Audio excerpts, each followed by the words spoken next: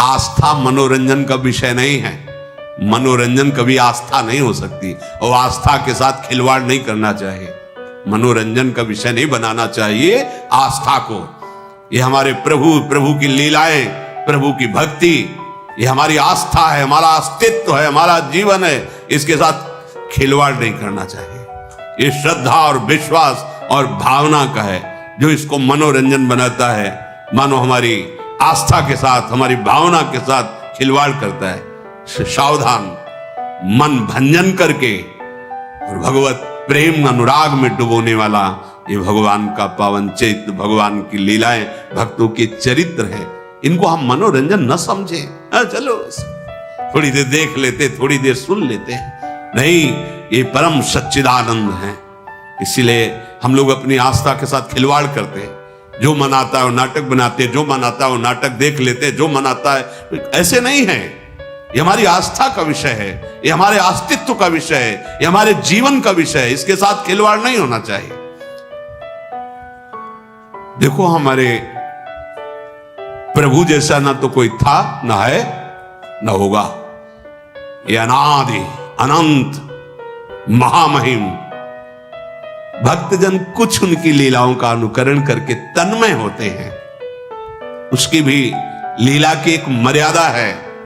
जिस समय हमारे ठाकुर मुकुट धारण करते हैं, महारानी जी की चंद्रिका, तो स्वयं रासाचार्य जी को देखा साष्टांग दंडवत और आरती करके, जय जय, मुकुट विराजमान है, चंद्रिका विराजमान। लीला महासुख प्रदान करने वाली, हजारों को भक्त बना दिया भगवत लीला अनुकरण ने इस जीवन को भी। अगर वो लीला अनुकरण न देखते तो कैसे, क्या रास है, क्या ये मनोरंजन नहीं है। ये हमारी आस्था है, हमारा जीवन है, बहुत मर्यादित। हमने देखा है एक एक शब्द, एक एक कदम, क्योंकि ये केवल मनोरंजन नहीं, ये हमारी कृष्ण लीला, हमारे भगवान श्री हरि की रामलीला, या हमारे भगवान के पावन चरित्रों को मनोरंजन बनाया जाए। अपराध है, दंड भोगना पड़ेगा।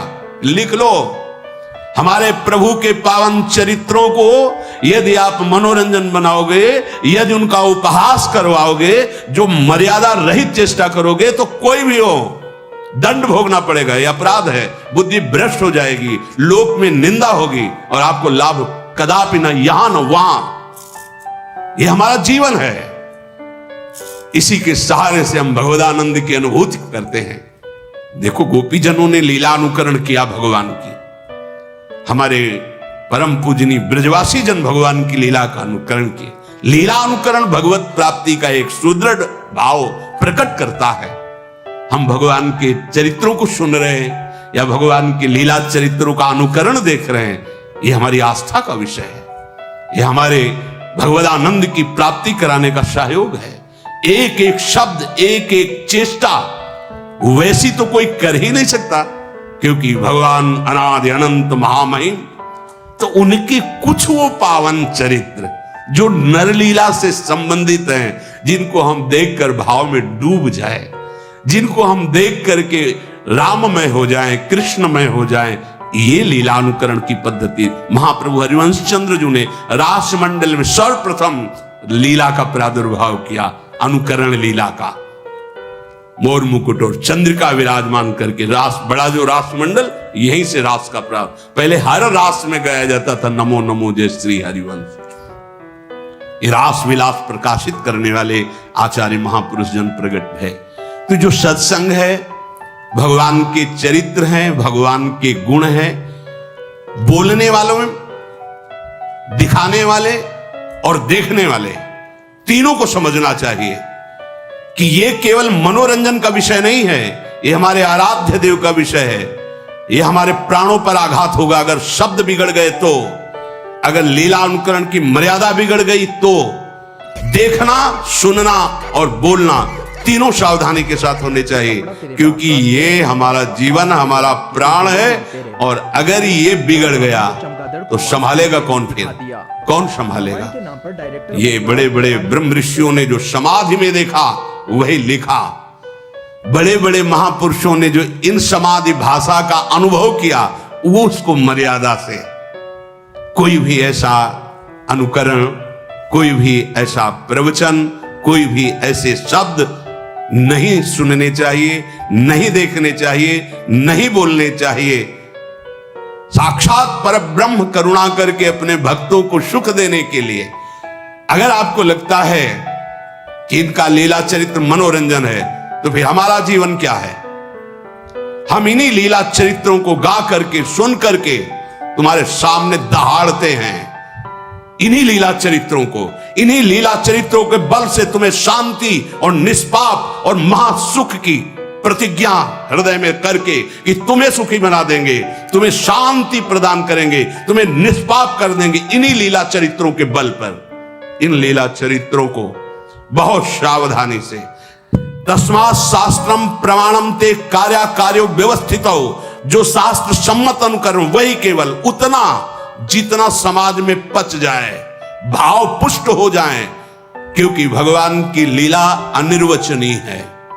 बड़े बड़े ब्रह्म ऋषि भी हार गए और वो प्रार्थना बाद में यही किए कि हे हरि, जैसे आकाश में गरुण भी अपने बल से उड़ते हैं और मच्छर भी अपने बल से उड़ता है, पर पार कोई नहीं पाया, हे नाथ, ऐसे ही हम अपनी मति के अनुसार आपकी लीलाओं का गायन कर रहे हैं। जैसा मन आया वैसा छवि बना दिया, जैसा मन आया वैसा अनुकरण कर दिया, जैसा मन आया वैसा बोल दिया। नहीं नहीं नहीं, ये हमारा हृदय है, हमारा प्राण है, हमारा धर्म है, हमारा जीवन है, हमारा अस्तित्व है। यही होगा, कलयुग का प्रभाव यही है, हमारे अस्तित्व को मिटाने में।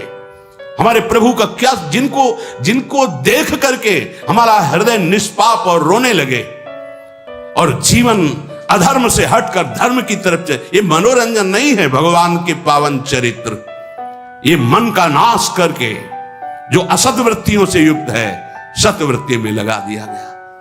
कौन ऐसा है जिसने हमारे भगवान के पावन चरित्र को सुन करके भगवत प्राप्ति न की हो? कोई एक उदाहरण, रत्नावती जी केवल भगवान की वार्ता सुनकर भगवत प्राप्त हो गई।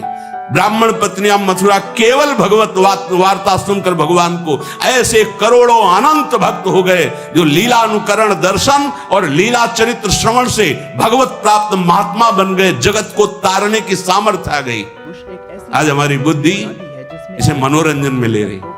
भगवान की लीला चरित्रों का अनुकरण, भगवान की लीला चरित्रों का गायन बहुत सावधानी से होना चाहिए, जिससे हमारी आस्था, हमारे आस्तिकता पर, हमारे हृदय आराध्य की कहीं भी उसमें चोट न पहुंचने पावे। अगर चोट पहुंचेगी तो विश्व में कोई ऐसा नहीं जो इस अपराध को पचा सके। तुम्हारा वैभव, तुम्हारी बुद्धिमत्ता, तुम्हारा बल, तुम्हारा प्रकाश सब नष्ट हो जाएगा।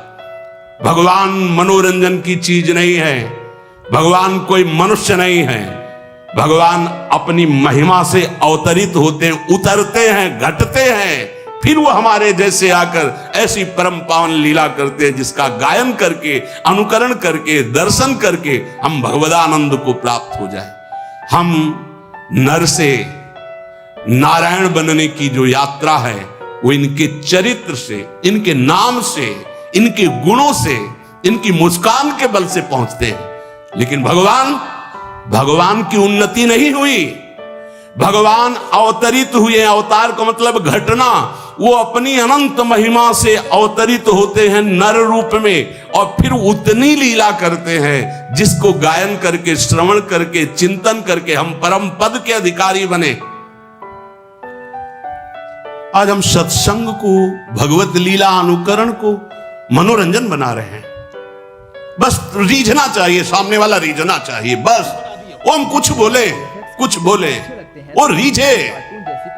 नहीं नहीं नहीं, ये बात नहीं। ये अगर ये बात रहेगी तो फिर हम भगवत प्राप्ति के मार्ग में बहुत बड़ा अपराध कर रहे हैं। चाहे हम उपदेश कर रहे हो, चाहे हम लीला अनुकरण कर रहे हो, कुछ भी, ये बहुत बड़ा अपराध हो जाएगा यदि हम अपने प्रभु की मर्यादा और महिमा को मनोरंजन में उतार देंगे। नहीं, ये तो सुरक्षित रखा जाए। सबसे प्रार्थना है शास्त्र सम्मत भगवत चरित्र सुने जाए, शास्त्र सम्मत भगवत लीला अनुकरण दर्शन किया जाए। शास्त्र सम्मत आचरणों के द्वारा भगवान की प्राप्ति होती है। मनमानी लीलानुकरण या मनमानी बोलना या मनमानी आचरण करना यह केवल नरक प्राप्ति का हेतु हो सकता है, भगवत प्राप्ति का हेतु नहीं हो सकता। बहुत सावधानी के द्वारा हम अपने मन को सत्संग में लगाए, भगवत लीला दर्शन में लगाए, भगवत लीला चिंतन में लगाए, इसी में परम मंगल होगा। ऐसे करुणा निधान भगवान के जो चरणों का आश्रय, कैसे हम समझ पाएंगे कि हमारे वो भगवान है? जहां राम शब्द जुड़ा, कृष्ण शब्द जुड़ा, वहां हमारा जीवन जुड़ गया, हमारा प्राण जुड़ गया, हमारी गर्दन झुक गई।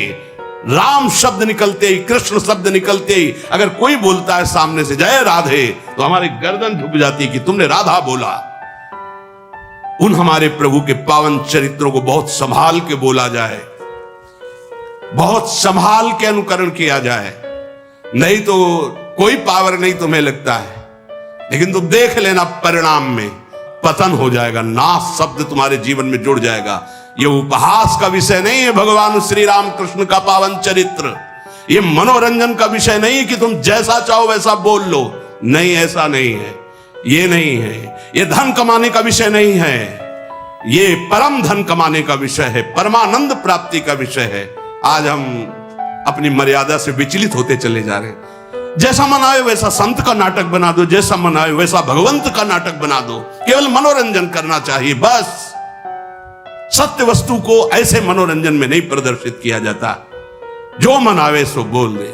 सामने जो ग्रंथ रखा है तुम्हें उसी को आधार बनाकर चलना है। अगर कृष्ण चरित्र है तो तस्मात् शास्त्रम प्रमाणम, रामचरित्र है तो तस्मात् शास्त्रम प्रमाणम। आप चाहे बोले चाहे लीलानुकरण करे, तस्मात् शास्त्र, एक भी शब्द शास्त्र प्रतिकूल बोला तो यह मत समझना कि शास्त्र खिलवाड़ है या भगवान के चरित्र ऐसे ही गा दिए गए हैं। तुम्हारे सामने जब दंड उपस्थित होगा तो तुम भोग नहीं पाओगे। हिरण्यकश्यप जैसे तुम नहीं हो, या ऐसी तपस्या करके त्रिभुवन विजेता बन गया, या रावण जैसे तुम नहीं हो, उनको भी धूल धूसरित कर दिया, वो पावन चरित्र है। इसलिए सावधान। भगवान का चरित्र देख करके सुन करके हम अपने जीवन को भगवत में बनाते हैं। महापुरुषों ने बनाया है और आगे बनाते रहेंगे। हम इस चरित्र की गरिमा को रखें, हम अपनी आस्था को सुरक्षित रखें। जहां शास्त्र सम्मत वार्ता ना हो नहीं सुननी, जहां शास्त्र सम्मत लीला अनुकरण नहीं देखना, हमें हमारे प्रभु के प्रति भाव बढ़े, ऐसा सुनना है, ऐसा देखना है, ऐसा बोलना है। हम जीवन अर्पित करें अपने प्रभु पे। ये भारत भूमि है जिसको शास्त्रों में वर्णन किया गया कि अहो भाग्य, धन्य भाग जो भारत भूमि में जन्म लिया। वो भारत भूमि में देखो राम अवतार, कृष्ण अवतार, कौन से ऐसे भगवान के महातीर्थ महामहिम नहीं जो भारत भूमि में ना हो। ये मनोरंजन का देश है। आज यही तो हो रहा है। हम अपने जीवन को केवल मनोरंजन में ही बनाते चले जा रहे हैं। अब उसके लिए चाहे हमको जो बोलना पड़े, जो दिखाना पड़े, जो करना पड़े, नहीं नहीं भाई सावधान, ऐसा नहीं है। अगर हमारे प्रभु के साथ तुम्हारा खिलवाड़ शुरू हुआ तो तुम्हारे साथ वो खिलवाड़ शुरू होगा कि तुम संभाल ही नहीं पाओगे, क्योंकि त्रिगुणात्मिका माया उनके आदेश से चलती है। तुम्हारा धन, तुम्हारा वैभव, तुम्हारी बुद्धिमत्ता, तुम्हारा पद मिट्टी में मिल जाएगा। ये भगवान के पावन चरित्र हैं, भगवान के पावन गुण है। संभाल कर बोलो, संभाल कर सुनो, जिससे तुम्हारा भाव बढ़े, तुम भगवदानंद को प्राप्त हो। श्री राधा वल्लभ लाल की।